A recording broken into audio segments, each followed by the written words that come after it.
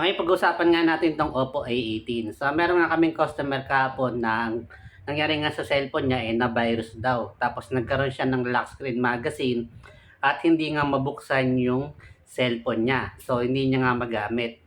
So ang ginawa nga natin doon sinubukan natin mo ng imano-mano, baka may napindot lang pero wala, talagang ayaw mabuksan.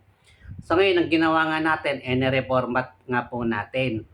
Ngayon, itong Oppo A18 na to, meron nga po itong 4GB RAM, 128GB storage, 5,000 mAh battery, at ito nga po merong 5,999 na price. So, mura na to.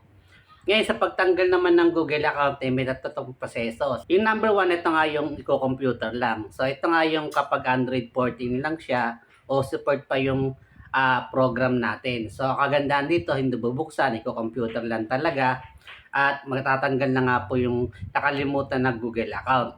Yung pangalawa, ito nga po yung bypass. Ito nga yung pinipindot-pindot hanggang sa bumukas nga po yung cellphone nyo at ma-remove na natin yung Google account na nakalimutan. So, ang kagandahan naman dito, safe nga po ito, hindi bubuksan yung cellphone ninyo. Yun nga lang, medyo mahal yung singil.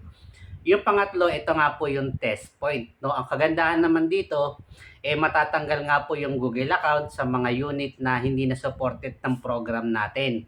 Ang support kasi ng program natin Android 14 lang. Kapag Android 15 na siya, hindi na nga po yung binabasa, nagkakaroon na siya ng error. Pero dito sa test point, pwede siyang ma-remove. Yun nga lang ang problema dito, kailangan nga pong buksan yung cellphone ninyo. At yung pinaka-test point niya nga po sa pinaka-ilalim. At kung technician ka at ganyan yung test point, problema nga po yan at medyo mahirap nga pong gawin.